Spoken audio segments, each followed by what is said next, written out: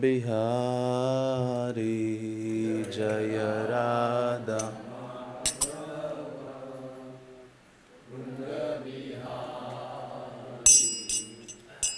गोपी जनवल्लभ गिरिवरधारी गोपी जन वल्लभ गिरिवरधारी यशोदानंदन व्रज जनरंजन यशोदा यशोदानंदन व्रज जनरंजन यशोदा यमुना तीरवनचारि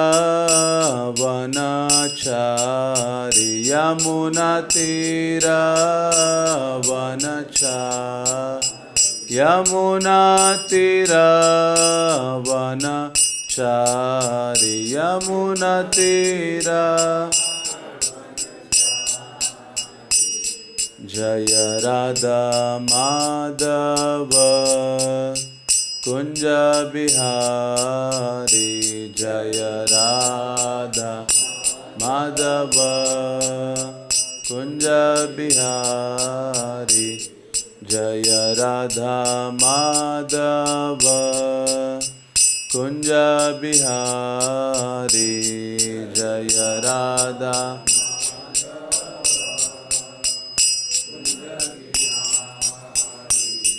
जय राधा माधव राधा माधव श्री राधे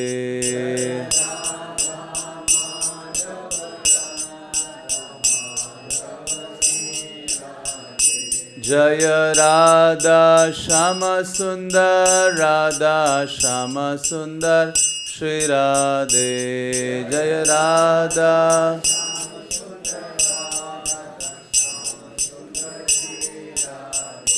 जय गौरनिताय गौरनिताय गौरनिताय जय गौरनिताय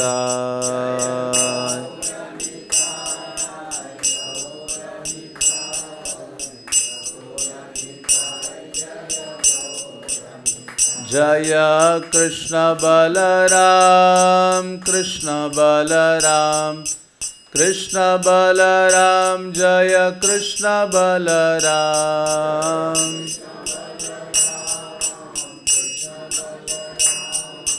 कृष्ण बलराम जय कृष्ण प्रभुपाद प्रभुपाद प्रभुपाद श्रील प्रभुपाद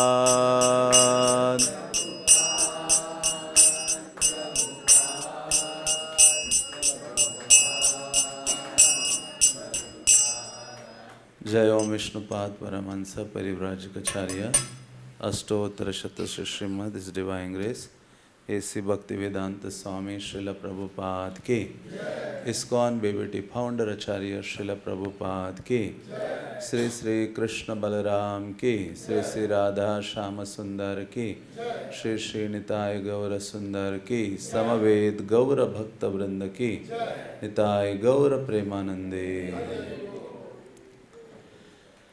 ओम नमो भगवते वासुदेवाय ओम नमो भगवते वासुदेवाय ओम नमो भगवते वासुदेवाय ओम अज्ञानतिमिरान्धस्य ज्ञानाञ्जनशलाकया चक्षुरुन्मिलितं येन तस्मै श्रीगुरवे नमः।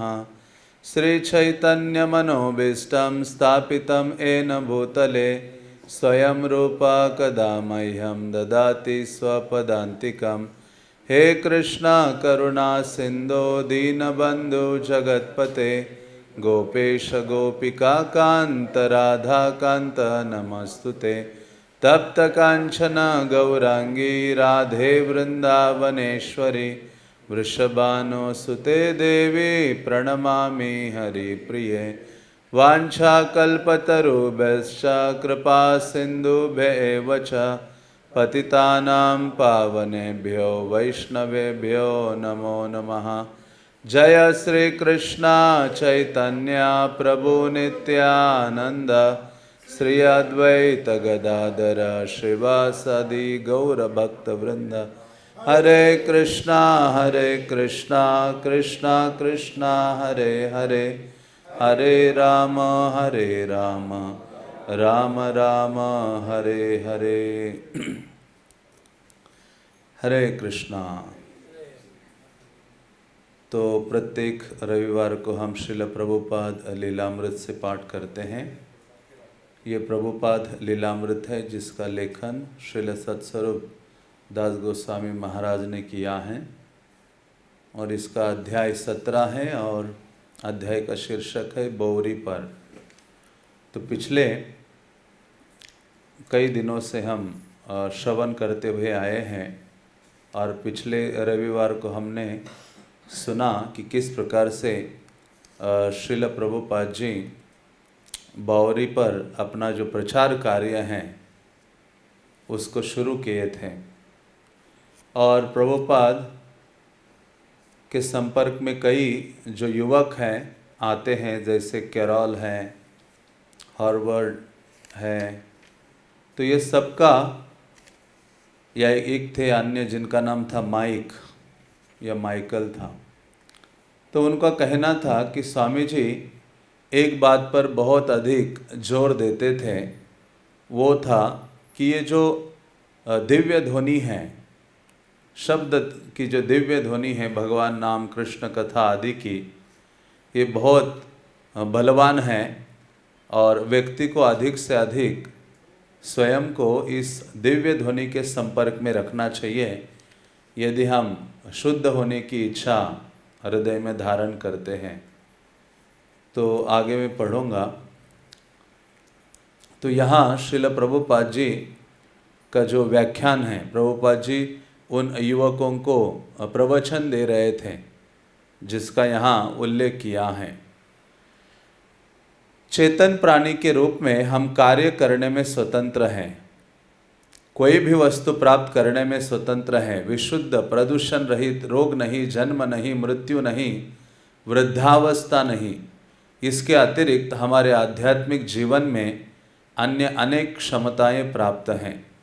तो श्रील प्रभुपाद जी जोर देते हैं कि किस प्रकार से हम मूल हमारा जो स्वरूप है वो विशुद्ध है, विशुद्ध चेतना में हम जो जीव का स्वरूप है, लेकिन इस भौतिक जगत के संपर्क में आने से और तमोगुण के प्रभाव के कारण वो प्रदूषित हो जाता है।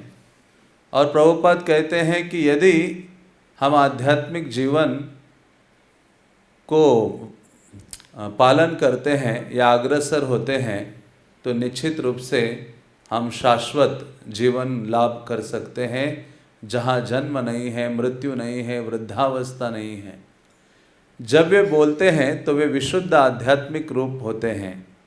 वैदिक शास्त्रों का कहना है कि साधु या संत दृश्य नहीं श्रव्य होता है। तो यहाँ इस महत्वपूर्ण बात को बताते हैं कि श्रील प्रभुपाद बाह्य दृष्टि से भी बहुत अधिक प्रभावशाली थे।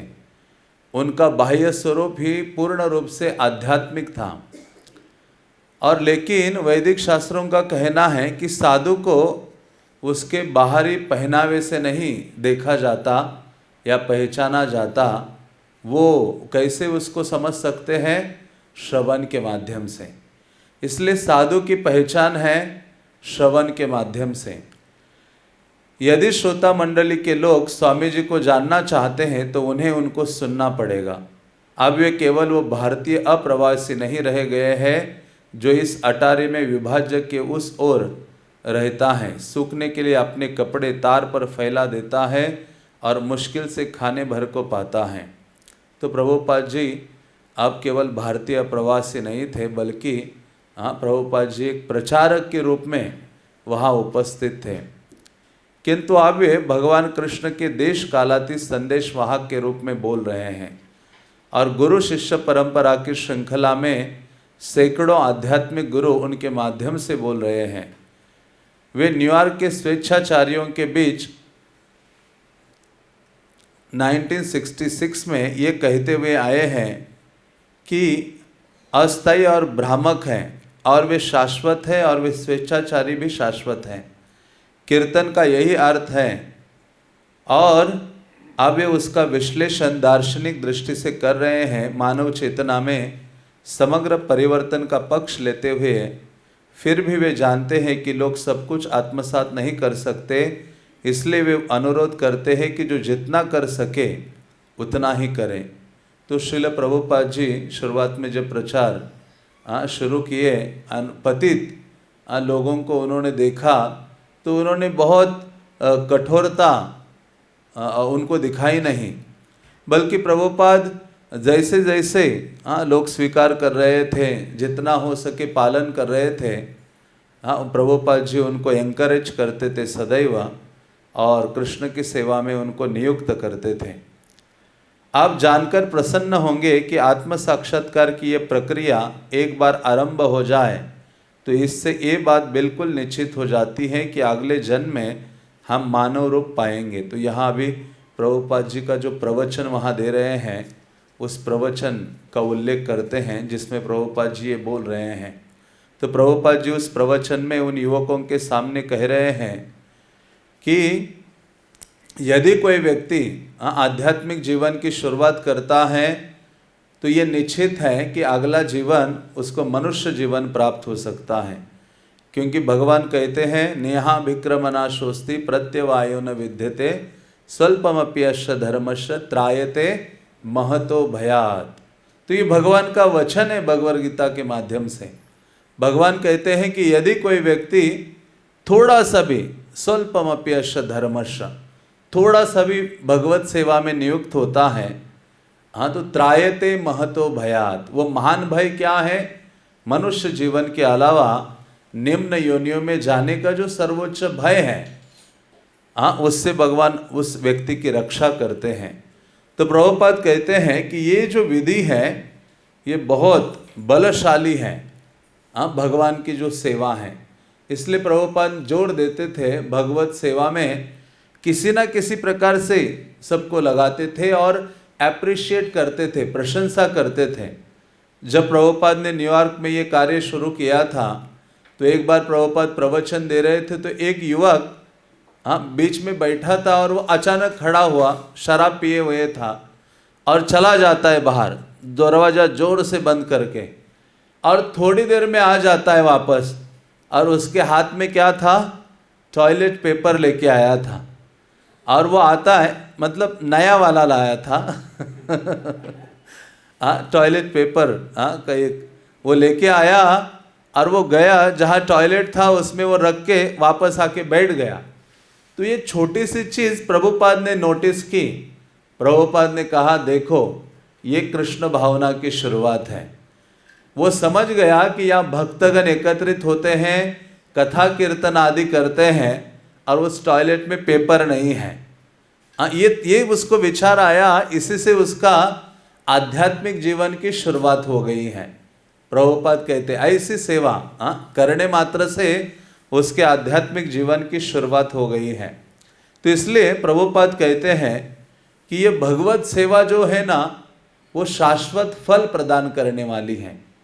इसलिए जब भी भगवत सेवा का अवसर हमें प्राप्त होता है उस समय हमें कृतज्ञता का भाव व्यक्त करना चाहिए कि कितनी बड़ी कृपा अनुकंपा मेरे ऊपर हुई है कि भगवत सेवा करने का परम सौभाग्य मुझे प्राप्त हो रहा है। हमें कृतज्ञता होनी चाहिए। कर्मयोग एक बार प्रारंभ हो जाए तो वो चलता जाएगा। यदि कोई अपना क्रम पूरा न भी कर पाए तो भी कोई चिंता की बात नहीं, इससे कोई हानि नहीं, कोई हानि नहीं। तो ये प्रभुपाद का प्रवचन या लिखा गया है एक पैराग्राफ जो मैं पढ़ रहा हूँ। प्रभुपाद आगे बोलते यदि कोई आत्म साक्षात्कार का ये योग आरंभ करता है और दुर्भाग्य से उसे अच्छी तरह पूरा नहीं कर पाता, यदि वो मार्ग से विरत हो जाता है तो भी उत्साहजनक बात यह है कि इससे उसकी कोई हानि नहीं है। उसको अगले जन्म में फिर अवसर मिलेगा और अगले जन्म का अर्थ सामान्य अगला जन्म नहीं है।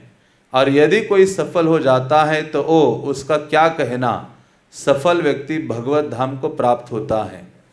तो प्रभुपाद कहते हैं भक्ति योग सदैव लाभकारी है, जिसमें आप गिर भी जाए किसी कारणवश तो भी उसमें कोई हानि नहीं है, और भक्ति योग में सिद्धि प्राप्त कर लेते हैं तो उसको कहना ही क्या, भगवत धाम को आप प्राप्त कर लेते हैं। तो इस प्रकार से श्रील प्रभुपाद कहते हैं कि ये जो भक्ति योग है ये इतना सुलभ सुगम्य है कि इसमें आंखें बंद करके भी आप दौड़ सकते हो। और वास्तव में भक्ति योग श्रील प्रभुपाद ने और सुरल और सुगम्य किया है। प्रभुपाद कहते हैं भक्ति क्या है। प्रभुपाद कहा करते थे कि चैंटिंग डांसिंग, कि नाचना है गाना है, और जब आप थक जाते हो तो प्रसाद पाना है। प्रसाद पाने के बाद शक्ति आती है, फिर से नाचो और गाओ, भगवत सेवा करो, यही भक्ति योग है।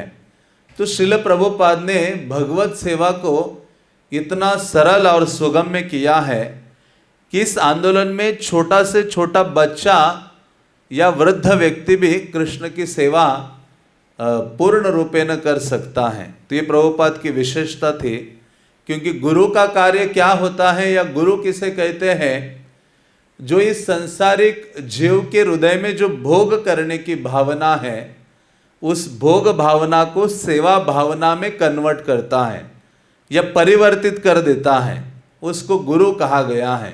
गुरु का अन्य कोई कार्य नहीं है।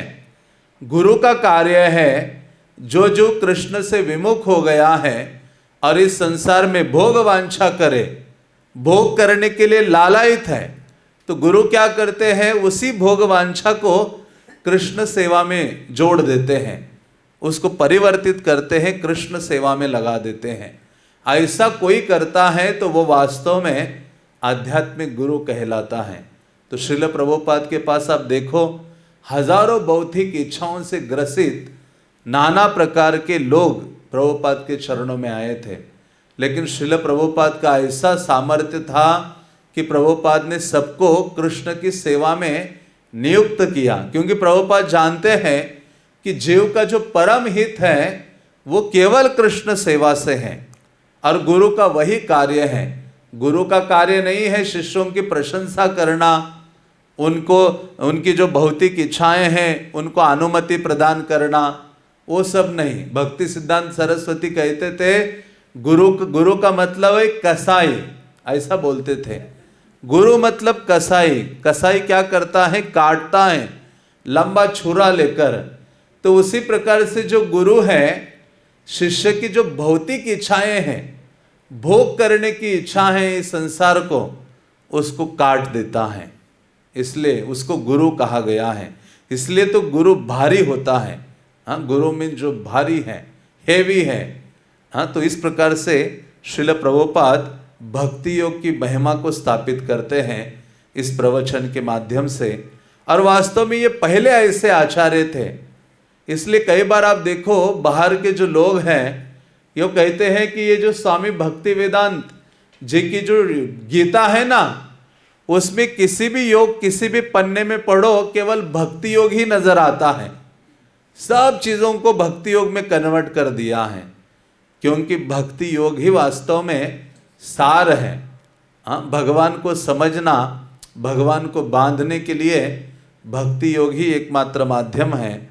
और श्रील प्रभुपाद वो आचार्य हैं जिन्होंने भक्ति की जो इच्छा थी, हाँ, भक्ति देवी की, उसको पूर्ति की है।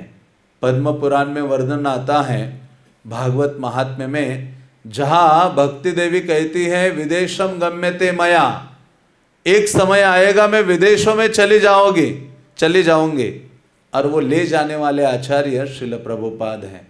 इसलिए कुछ भक्त कहते हैं भविष्य पुराण में प्रभुपाद जी का भी वर्णन आता है कि एक ऐसे महान भक्त आएंगे जो भक्ति देवी को पाश्चात्य जगत में ले जाएंगे। तो ऐसे श्रील प्रभुपाद हैं, वो आचार्य हैं जिन्होंने स्वयं भगवत भक्ति के द्वारा भगवान को अपने हृदय में बांधा है और उसी भगवान को बाहर लेकर गए और सारे जीवों को ये परम शुद्ध भक्ति योग है वो प्रदान किया है। इसलिए हम ये कक्षा चलाते हैं और यद्यपि आपके पास अनेक कार्य हैं, आप सप्ताह में 3 बार यहाँ आते हैं और समझने का प्रयत्न करते हैं, ये व्यर्थ नहीं जाएगा। आप यहाँ आना बंद भी कर दें तो भी इसका असर कभी नहीं जाएगा। मैं कहता हूँ ये असर कभी नहीं जाएगा। यदि आप कुछ प्रयोगात्मक कार्य करें तो वो बहुत ही अच्छा है, किंतु यदि आप कुछ प्रयोगात्मक कार्य नहीं भी करते और केवल श्रद्धापूर्वक हमारी बात सुनते हैं और भगवान की प्रकृति क्या है इसे समझते हैं, यदि आप केवल सुने और विचार मात्र ग्रहण करें तो आप इस भौतिक बंधन से मुक्त हो जाएंगे। प्रभुपाद इतने कन्विंस थे कि भक्ति करने मात्र से ही व्यक्ति भौतिक बंधन से मुक्त हो सकता है। प्रभुपाद कहते हैं कि आप कुछ दिन आ रहे हैं, सुन रहे हैं, लेकिन कुछ प्रैक्टिकल कार्य भी करते हैं, अपनी इंद्रियों के माध्यम से भक्तिमय सेवा करते हैं। भक्ति क्या है? अपनी इंद्रियों को भगवान की सेवा में नियुक्त करना, उसे भक्ति कहा गया है। चाहे कान, आँख, चरण, पाँव आदि सब ज्ञानेंद्रिय, कर्मेंद्रिय, उनको भगवान की सेवा में नियुक्त करना, रूप गोस्वामी कहते उसे भक्ति कहा गया है। श्रील प्रभुपाद वहाँ प्रवचन दे रहे थे और वहाँ सारे ऐसे ही पियकड़ जनरल ऐसे लोग आते थे और युवकों को समझा रहे थे कि आप यहाँ हफ्ते में 3 बार आइए और वास्तव में भक्तिमय जीवन में श्रवण करना बहुत महत्वपूर्ण है। यदि रेगुलरली हम श्रवण नहीं करते हैं तो भक्तिमय जीवन डूब सकता है। इसलिए प्रभुपाद ने जोर दिया था नित्यम भागवतम सेवया, और हम खुद अनुभव कर सकते हैं जब हम श्रवण करते हैं तो हम एक शक्ति अनुभव करते हैं भक्ति योग में आगे बढ़ने के लिए।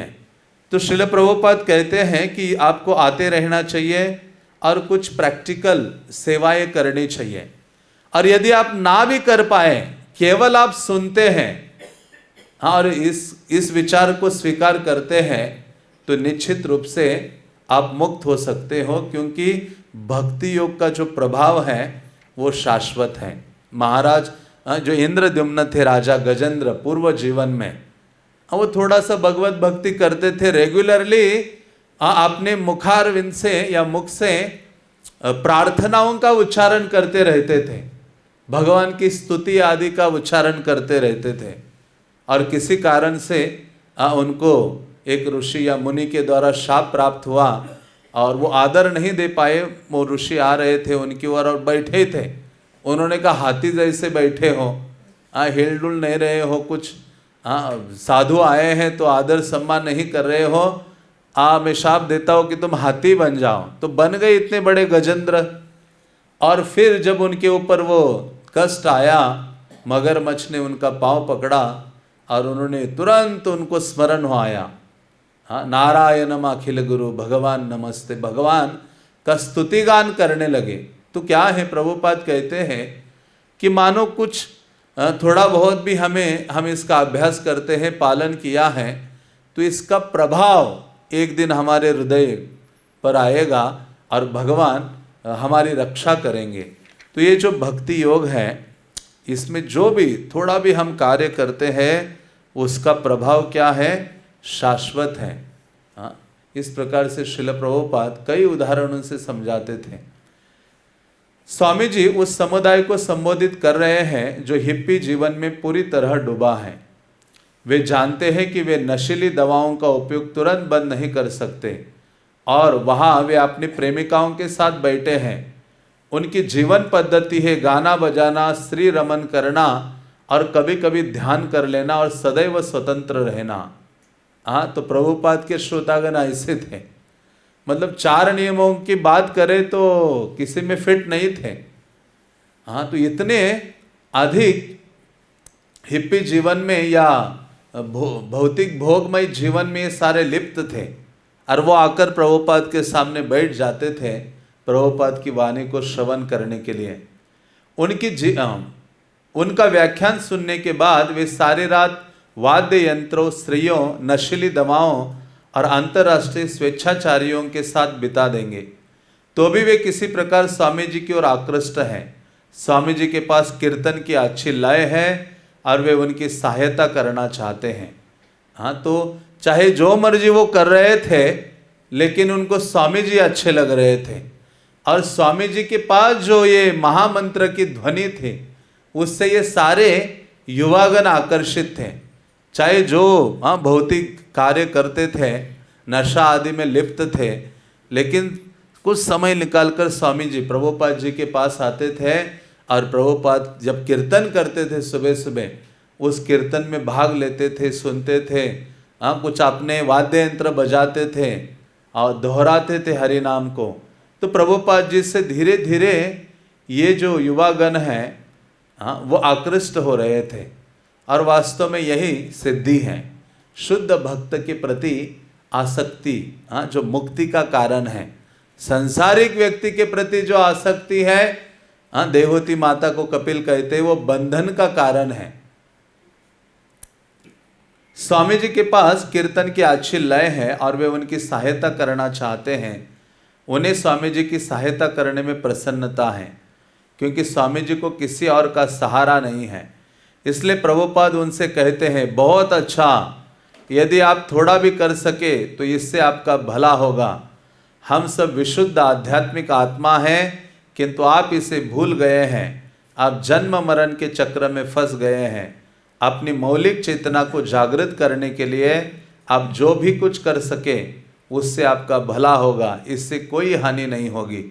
प्रभुपाद ने उनका तिरस्कार नहीं किया है, द्वेष नहीं किया है।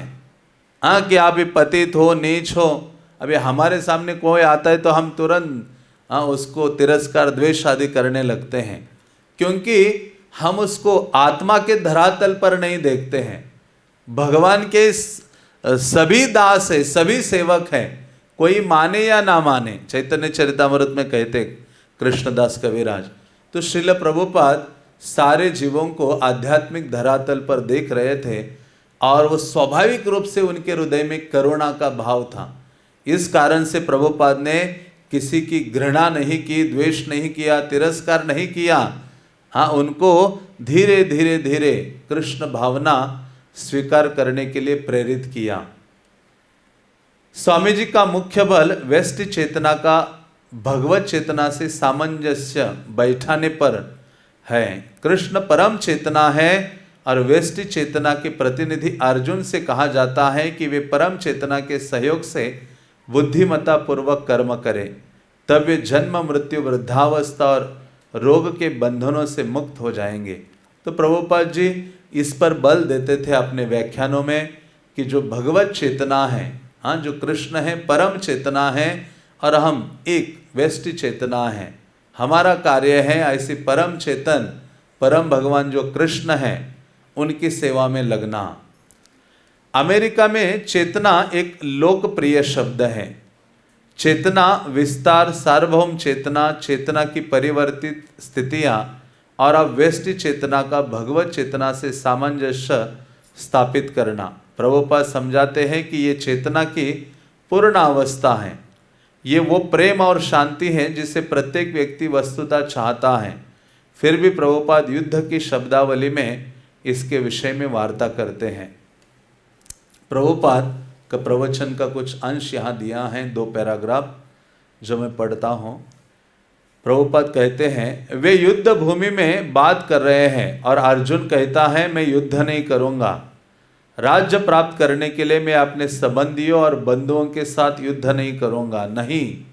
नहीं। अब एक सामान्य व्यक्ति को लगेगा कि ओह, अर्जुन बहुत अच्छा आदमी है, अहिंसावादी, उसने अपने संबंधियों के लिए सब कुछ त्याग दिया है। ओह, वो कितना अच्छा आदमी है। ये सामान्य परख है। किंतु कृष्ण क्या कहते हैं? वे कहते हैं तुम एकदम अज्ञानी हो। तनिक सोचिए, जिसे जन सामान्य बहुत अच्छा, बहुत बढ़िया कहते हैं, भगवान उसकी निंदा कर रहे हैं। इसलिए आपको देखना है कि परम चेतना अर्थात ईश्वर आपके कार्यों से प्रसन्न है अथवा नहीं। और अर्जुन के कार्य का अनुमोदन भगवान कृष्ण ने नहीं किया। केवल अपनी सनक या इंद्रियों की तुष्टि के लिए पहले अर्जुन लड़ने के लिए तैयार नहीं हुआ, किंतु अंत में कृष्ण की तुष्टि के लिए उसने युद्ध किया। और हमारी पूर्णता यही है कि हम परम ईश्वर की तुष्टि के लिए कार्य करें। तो प्रभुपाद इसमें इसी बात पर बल देते हैं कि हमारी पूर्णता इसी में है कि कृष्ण की परम तुष्टि के लिए हमें कार्य करना चाहिए। अर्जुन नहीं मान रहा था, लेकिन कृष्ण से जब भगवद उपदेश को उन्होंने सुना तो अंत में, गीता के अंत में वो कहते हैं करिष्ये वचनम तव, कि हे कृष्णा आपने जो कहा है उसका मैं पालन करूँगा। तो इसलिए जीवन की सिद्धि क्या है? यस्मिन तुष्टे जगत तुष्ट, प्रभुपाद उच्चारण करते थे कि हमें कृष्ण को संतुष्ट करने का प्रयास करना चाहिए। अलग अलग कितनी चीज़ों को संतुष्ट करेंगे हम? यदि परम भगवान कृष्ण को संतुष्ट करते हैं, सबको हम संतुष्ट कर देते हैं। कृष्ण को सर्व कर लेते हैं, सेवा करते हैं, तो सारे संसार की सेवा हो जाती है। जैसे द्रौपदी ने भगवान कृष्ण को एक कण अन्न, उनके जो अक्षय पात्र था उससे भगवान ने स्वीकार किया, तो जो दुर्वासा मुनि और जो मंडली थी वो सारी तुष्ट हो जाती है, संतुष्ट हो जाती है। तो उसी प्रकार से प्रभुपाद कहते थे हमारा जीवन की पूर्णता क्या है? कृष्ण संतुष्ट होनी चाहिए। बल्कि प्रतिदिन जो भी हम कार्य करते हैं, उस कार्य के पीछे सोचना चाहिए जो मैं ये कर रहा हूँ, इसके द्वारा मेरे आध्यात्मिक गुरु संतुष्ट होंगे, प्रसन्न होंगे या नहीं? कृष्ण संतुष्ट होंगे या नहीं? श्रील प्रभुपाद संतुष्ट होंगे या नहीं? तो इसलिए हमें विचार इस प्रकार से करना चाहिए। और जीवन का ये जो ध्येय है कृष्ण संतुष्टि, इसकी पूर्णता में हमें लगे रहना चाहिए। इस बिंदु पर श्रोता मंडली में कुछ का मन असहमति से भर गया। वे सभी वियतनाम में संयुक्त राज्य की भूमिका के विरोधी हैं और ये विचार उनके लिए बड़ा कठिन है। अर्जुन की भांति वे शांति चाहते हैं, तो स्वामी जी युद्ध का समर्थन क्यों कर रहे हैं? तो जो लोग सुन रहे थे, उस समय वियतनाम का युद्ध भी हो रहा था। सारे अमेरिकन्स को ज़बरदस्ती धकेला जा रहा था युवकों को युद्ध के लिए। तो वो नहीं चाहते थे, वो चाहते थे कि शांति हो। लेकिन स्वामी जी अपने इस प्रवचन में बोल रहे हैं कि कृष्ण चाहते युद्ध होना चाहिए। तो वो प्रभुपाद की बातों से सहमत नहीं थे। स्वामी जी समझाते हैं, हाँ युद्ध न करने का अर्जुन का विचार अच्छा है, किंतु परम चेतन कृष्ण उन्हें युद्ध करने का आदेश देते हैं।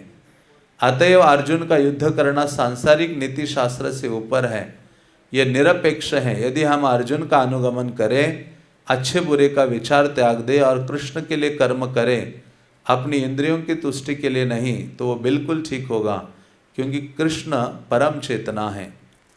उनकी श्रोता मंडली में कुछ लोगों को यद्यपि स्वामी जी का उत्तर दार्शनिक दृष्टि से बिल्कुल उचित प्रतीत होता है, किंतु जो कुछ वे सुनना चाहते हैं वो नहीं लगा। फिर भी वे उनका राजनीतिक दृष्टिकोण जानना चाहते हैं। क्या वे वियतनाम युद्ध में अमेरिका के सम्मिलित होने का समर्थन करते हैं? क्या वे युद्ध विरोधी है? किंतु प्रभुपाद न तो युद्ध समर्थक है न युद्ध विरोधी। कृष्ण और अर्जुन का ये उदाहरण लेने में उनका कोई राजनीतिक उद्देश्य नहीं है। उनका विषय सरल और विशुद्ध है। सत और असत से ऊपर परमेश्वर है और उन परमेश्वर की इच्छा के अनुकूल कार्य करना भी सत और असत से ऊपर है। किंतु वियतनाम के विषय में उनका क्या कहना है? क्या कृष्ण कहते हैं कि वहाँ युद्ध करो? नहीं, स्वामी जी उत्तर देते हैं, वियतनाम का युद्ध कुरुक्षेत्र के युद्ध से भिन्न है। कुरुक्षेत्र के युद्ध में कृष्ण स्वयं उपस्थित रहकर अर्जुन से युद्ध करने को कहते हैं। वियतनाम की स्थिति भिन्न है। किंतु उनकी श्रोता मंडली को फिर भी एक अन्य आपत्ति है। यदि वे वियतनाम युद्ध को संबोधित नहीं कर रहे हैं तो क्यों नहीं? आखिरकार ये 1966 है। यदि वे युद्ध के विषय में बात नहीं कर रहे हैं तो उनकी प्रासंगिकता क्या है? स्वामी जी उत्तर देते हैं कि उनका संदेश सचमुच अत्यंत आवश्यक और प्रासंगिक है। वियतनाम का युद्ध एक अनिवार्य कर्मफल है, ये केवल एक लक्षण है, पूरी समस्या नहीं। और केवल इसी दर्शन से वास्तविक समस्या का समाधान हो सकता है कि परम चेतना परमात्मा को सब कुछ समर्पित करो। हाँ, तो जो वियतनाम का युद्ध है वो कोई धर्म युद्ध नहीं था, वो अपने स्वार्थों से प्रेरित युद्ध था। किंतु बहुतों के लिए युद्ध का संदर्भ भावना से इतना भरपूर है कि वे वियतनाम की तत्कालिक राजनीति से ऊपर उठकर प्रभुपाद के वास्तविक संदेश परमात्मा के प्रति समर्थक नहीं पहुंच सकते। वे स्वामी जी का आदर करते हैं, वे अनुभव करते हैं कि स्वामी जी एक गहनतर दर्शन का निर्देश कर रहे हैं, फिर भी अर्जुन और युद्ध की कथा समस्या को कठिन बना देती हैं। तथापि स्वामी जी भगवत गीता की आधारमूल शिक्षा के उत्कृष्ट उदाहरण के रूप में अर्जुन के युद्ध का निर्देश करते हैं। आधारमूल शिक्षा के संबंध में उनकी श्रोता मंडली को कोई कठिनाई नहीं है। कठिनाई उदाहरण के कारण है। प्रभुपाद ने जानबूझकर अपनी श्रोता मंडली के सम्मुख एक अस्थायी अनुरूपता प्रस्तुत की है। वे उनके शांति आंदोलन के सम्मिलित होने नहीं आए हैं और उनकी अदूरदर्शिता पूर्ण शांति की धारणा को स्वीकार नहीं करते। वे उनका सामना करते हुए कहते हैं, कृष्ण चेतना से युक्त होकर युद्ध करना ईश्वर की अनुभूति से वंचित तथाकथित शांति में जीने की अपेक्षा अच्छा है। हाँ, इस उदाहरण को स्वीकार करना उनके लिए कठिन है, इससे उनका मन गतिशील होता है। यदि उनकी श्रोता मंडली इसे स्वीकार कर लेती है तो वो परम ईश्वर को समझने के निकट पहुंच सकती हैं।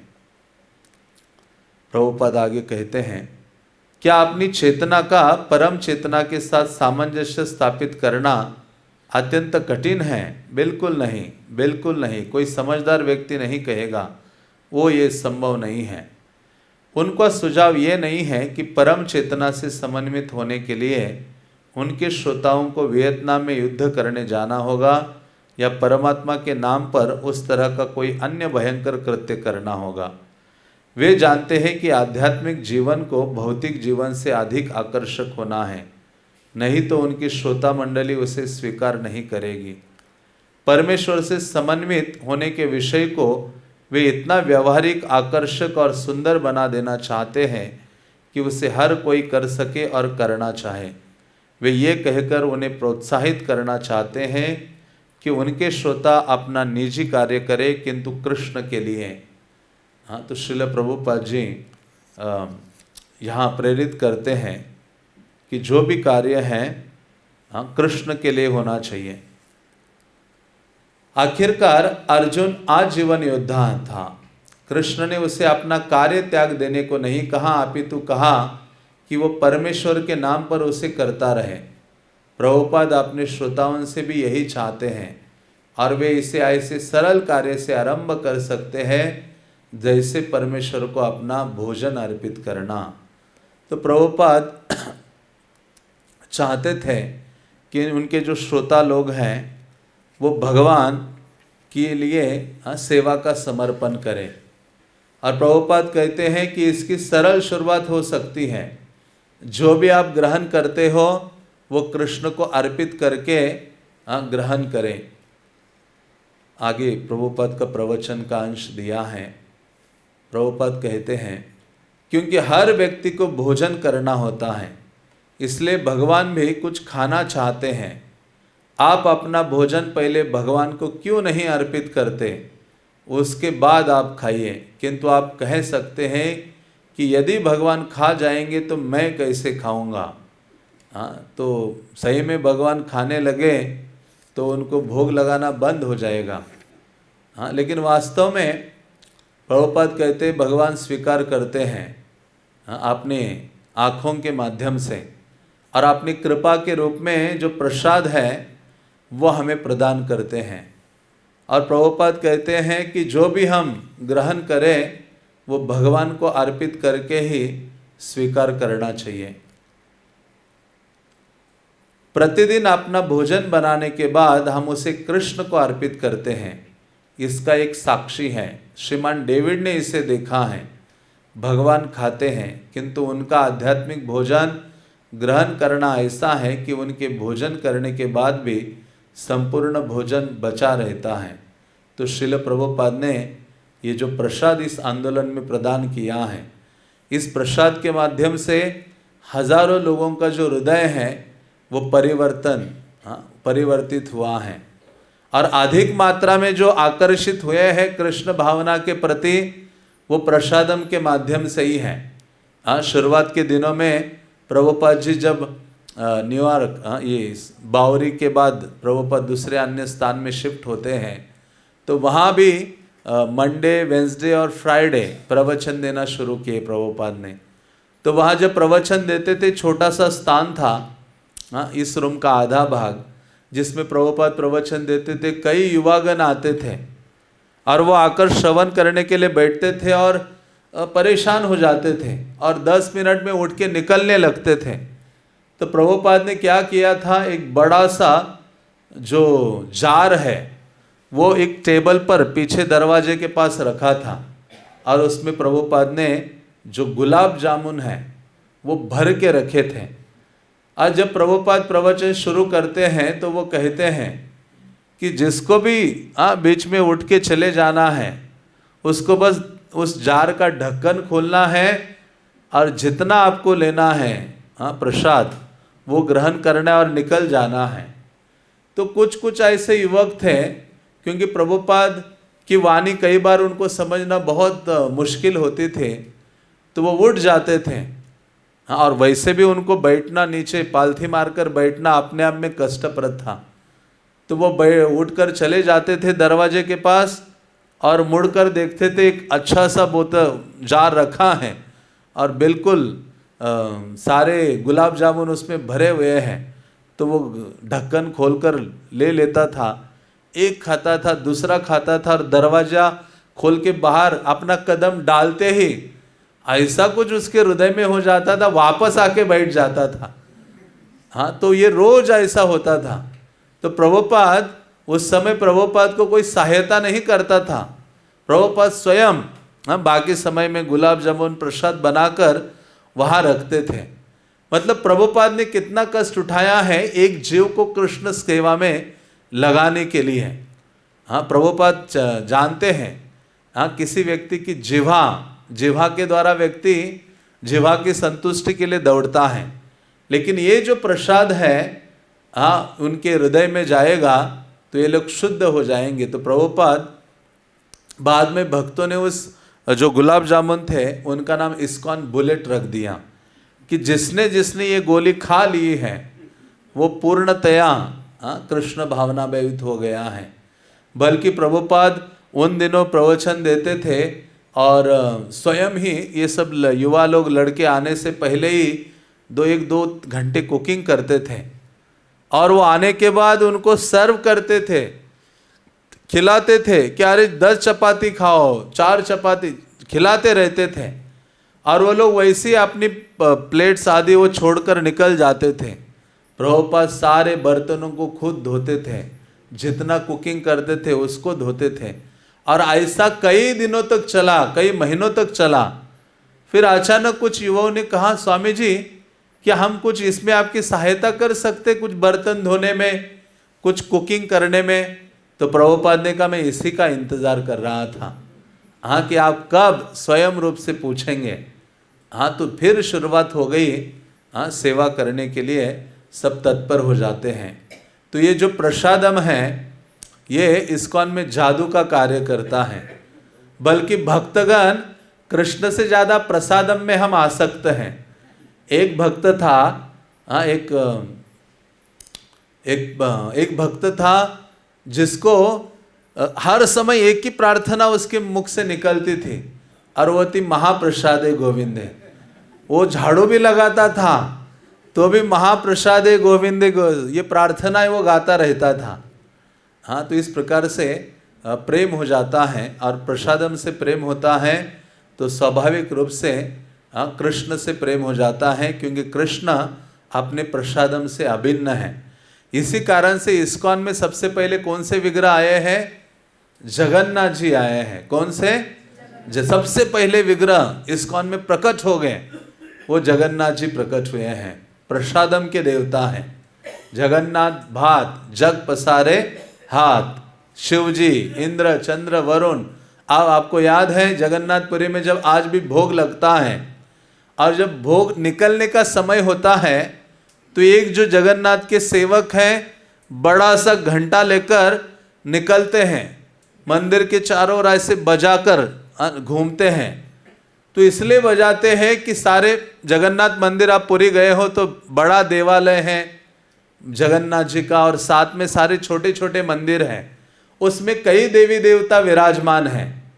तो वहाँ जैसे भोग निकलने का समय होता है वो घंटा बजना शुरू हो जाता है तो वो देवताओं के लिए आमंत्रण है कि अभी देवी देवताओं आ जाइए अपना थाली लेकर, प्रसाद तैयार है। क्योंकि देवतागण भी प्रसाद को स्वीकार करने के लिए लालायित रहते हैं। बल्कि श्रील प्रभुपाद की इच्छा क्या थी, प्रभुपाद कहते 10 मील तक, हमारे मंदिर के 10 मील तक कोई भूखा नहीं सोना चाहिए, सबको प्रसाद मिलना चाहिए। प्रभुपाद तो इतना कहे हैं कि कोई भी व्यक्ति मंदिर आ जाए तुरंत उसको प्रसाद खिलाना चाहिए, बिठाकर गरम गरम पूरियाँ होनी चाहिए, हलवा होनी चाहिए, सब्जी होनी चाहिए और उसको बिठाकर खिलाना चाहिए। ऐसा भावना श्रील प्रभुपाद का था। प्रभुपाद ने कहा हमारे मंदिर में प्रसाद हमेशा रेडी रहना चाहिए। हाँ सब, क्योंकि कृष्ण के अतिथि लोग आ रहे हैं मंदिर में, हाँ उनको प्रसाद देना चाहिए। और इतना विशाल हृदय था। हाँ ये जो फूड फॉर लाइफ शुरू किया प्रभुपाद ने, आपने सुना है कि जब मायापुर में बहुत प्रसाद भक्तगण पाते थे और वो पत्तल एक जगह फेंकते थे, तो जब पत्तल सारी फेंकी थी जहाँ कुत्ते आकर खा रहे थे और वहाँ के छोटे छोटे गरीब बच्चे आकर कुत्तों के मुंह से वो पत्तल खींचकर खा रहे थे, और प्रभुपाद जी वहाँ मायापुर का जो बिल्डिंग है लोटस बिल्डिंग में बैठे थे अपने वहाँ और खिड़की से देख रहे थे नीचे। तो ये जब देखा दृश्य, प्रभुपाद की आंखों से आंसुओं की धारा बहने लगी।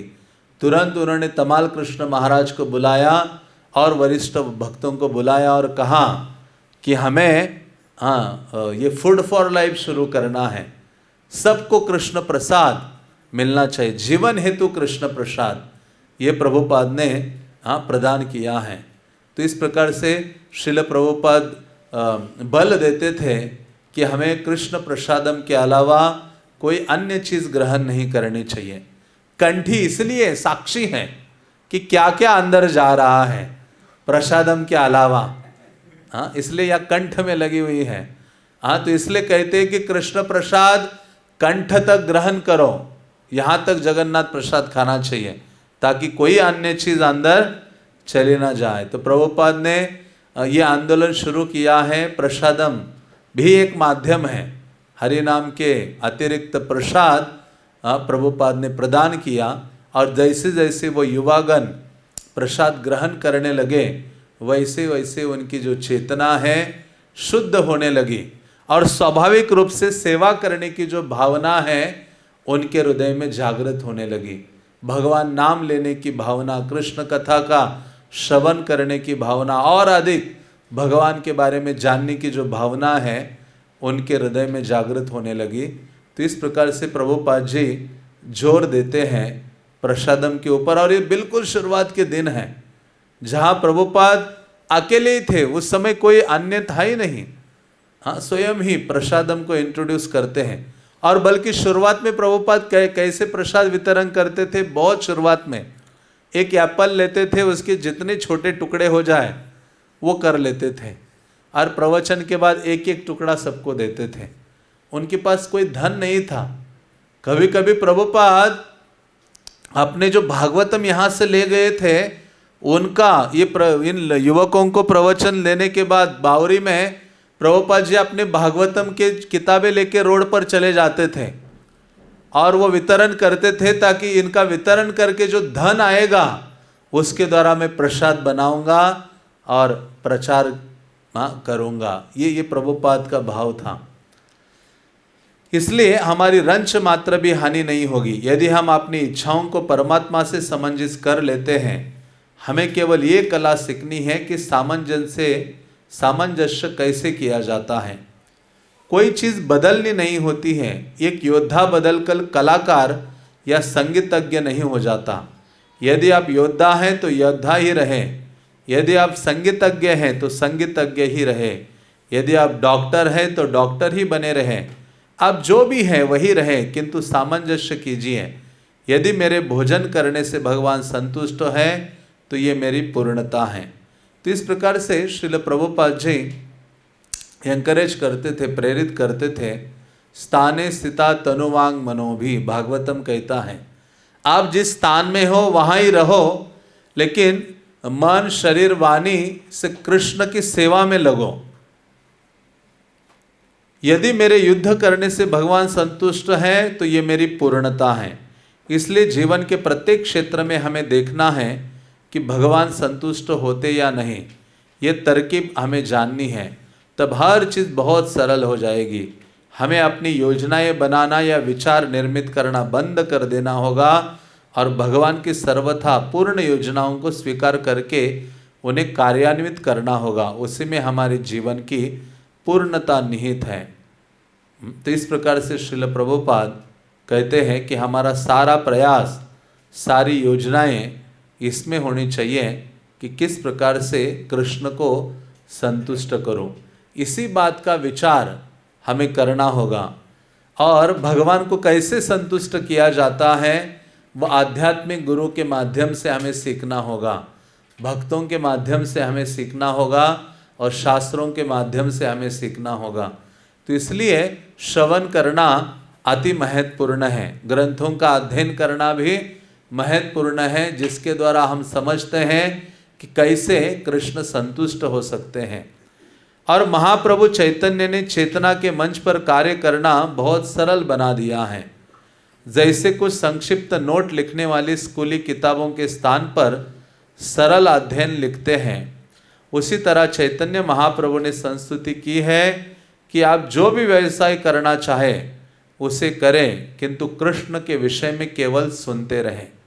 हाँ, चैतन्य महाप्रभु जब दक्षिण भारत की यात्रा में गए थे और कुर्म ग्राम, जहाँ कुर्म ब्राह्मण से मिले थे, विशाखापट्टनम के पास वो स्थान है, आज भी कुर्म भगवान कुर्मा का मंदिर है, वहाँ कछुए के रूप में है भगवान। और वो मंदिर के आसपास बहुत सारे कछुए हैं, एक बड़ा सा तालाब है, वो पूरे मंदिर में कछुए घूमते रहते आकर। वो कुर्म ब्राह्मण वहाँ रहते थे। चैतन्य महाप्रभु जब वहाँ गए तो कुर्म ब्राह्मण से मिले। कुर्म ब्राह्मण बहुत आनंदित होते हैं, महाप्रभु के चरणों की सेवा करते हैं, उनसे कृष्ण कथा आदि का श्रवण करते हैं। और जब महाप्रभु निकलने लगे तो कहते मुझे भी आना है सब छोड़कर, कि ये जो विषय तरंग है गृहस्थ जीवन में मैं हूँ, संसारिक विषयों का ये जो तरंग है वो मैं सहन नहीं कर पा रहा हूँ। हाँ, मैं आपके साथ आना चाहता हूँ, आपके जैसे भ्रमण करूँगा, आपके साथ ही रहूँगा। चैतन्य महाप्रभु ने कहा ये उचित नहीं है, आप जिस स्थान में वहाँ रहो, लेकिन क्या करो, गीता और भागवत का अध्ययन करो, उसको श्रवण करो, और जो भी मिले उसको ये गीता भागवत का ज्ञान प्रदान करो। हाँ, तो महाप्रभु ने कहा ऐसा करोगे तो आपको इससे प्रभावित नहीं होंगे। तो इस प्रकार से चैतन्य महाप्रभु सबको यही संस्तुति करते हैं कि हम जहाँ भी हैं वहाँ रहे, जिस कार्य में हैं उस कार्य करते रहे, लेकिन भगवान कृष्ण के विषय में श्रवण करते रहे। इसलिए बारंबार प्रभुपाद के आप तात्पर्य को पढ़ोगे तो उसमें इतना श्रवणम के ऊपर जोर दिया है, क्योंकि पूरी हमारा चेतना श्रवण के ऊपर है। जैसा सुनोगे वैसे ही भावना हमारी प्रकट होती है, वैसे ही विचार मनन हम करने लगते हैं, वैसे ही कार्य करने लगते हैं। इसलिए जितना अधिक हो सके ये कृष्ण कथा रूपी जो अमृत है हमारे कानों के माध्यम से हृदय में डालना चाहिए। हाँ, ये जो शौनक आदि ऋषिगण हैं, सूत गोस्वामी से श्रवण करते हैं, वो कहते हैं सुनाते रहिए सुनाते रहिए, हम संतुष्ट नहीं हो रहे हैं।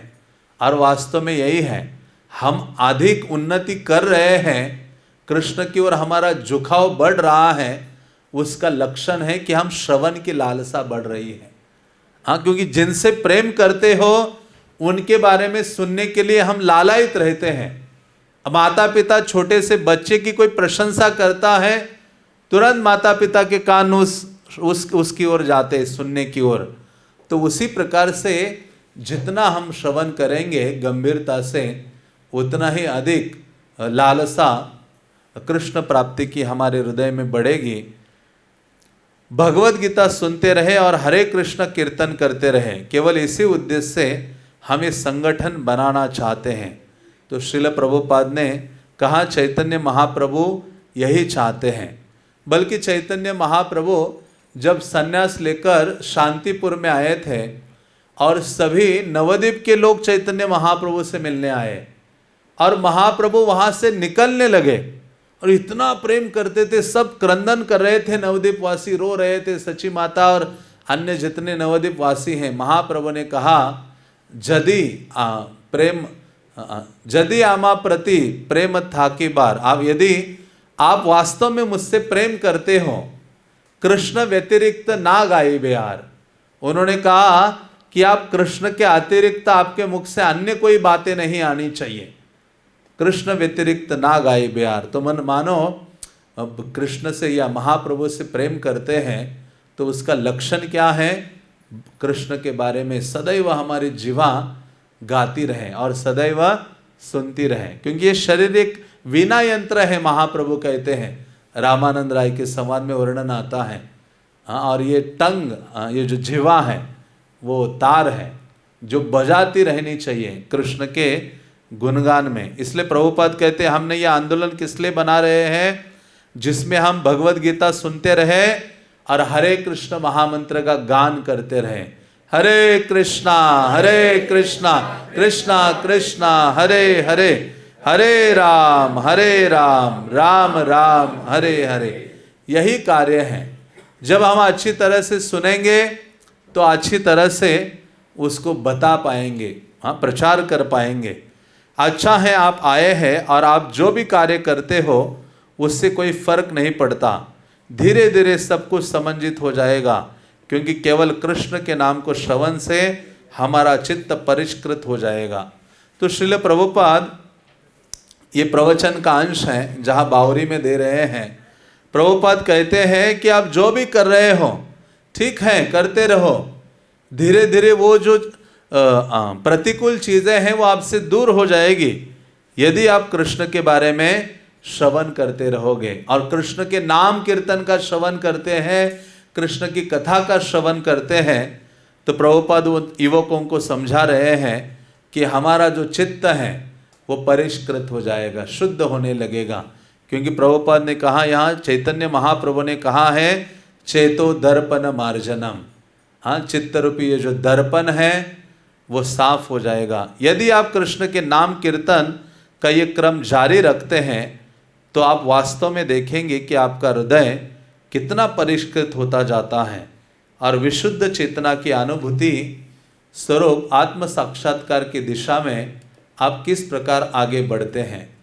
बिल्कुल शुरुआत के दिनों से ही श्रील प्रभुपाद हरि नाम के उच्चारण पर जोर दे रहे थे और श्रील प्रभुपाद उन युवकों को समझा रहे हैं कि वास्तव में भगवद अनुभूति हमें करनी है तो सर्वप्रथम हमारे चित्त को परिष्कृत करना होगा, चित्त को शुद्ध करना होगा।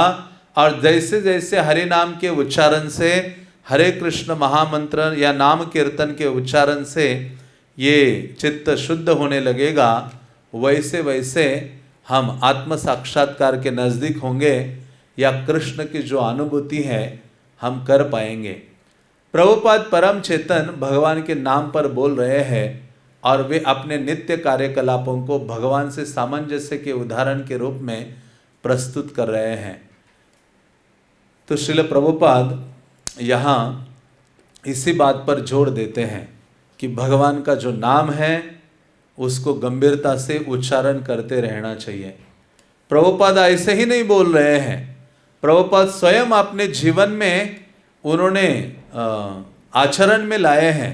जैसे हमने कई बार सुना है श्रील प्रभुपाद की उस कविता में प्रभुपाद स्वयं कहते हैं कि मेरा नाम भक्ति वेदांत रखा गया है, लेकिन ना मुझ में भक्ति है और वेदांत का अर्थ है ना ज्ञान है, लेकिन हे कृष्ण नामे खूब धरो। मैंने क्या किया है, हाँ मेरी एक ही योग्यता है, आपका ये जो सर्वशक्तिशाली नाम है हरे कृष्ण महामंत्र, उसको मैंने गंभीरता से पकड़ के रखा है। तो श्रील प्रभुपाद जी वो आचार्य हैं, हाँ सदैव भगवान नाम का उच्चारण स्वयं अपने जीवा से करते रहते थे, और उसी की महिमा बावरी में उन युवकों को इस प्रवचन में हाँ समझा रहे हैं कि चित्त शुद्धि करनी है, भगवत साक्षात्कार करना है, तो भगवान नाम का उच्चारण करते रहना चाहिए। हरे कृष्णा कृष्णा कृष्णा हरे हरे, हरे राम राम राम हरे हरे। श्रील प्रभुपाद लीलामृत के, पतित पावन श्रील प्रभुपाद के, निताय गौर प्रेमानंदे।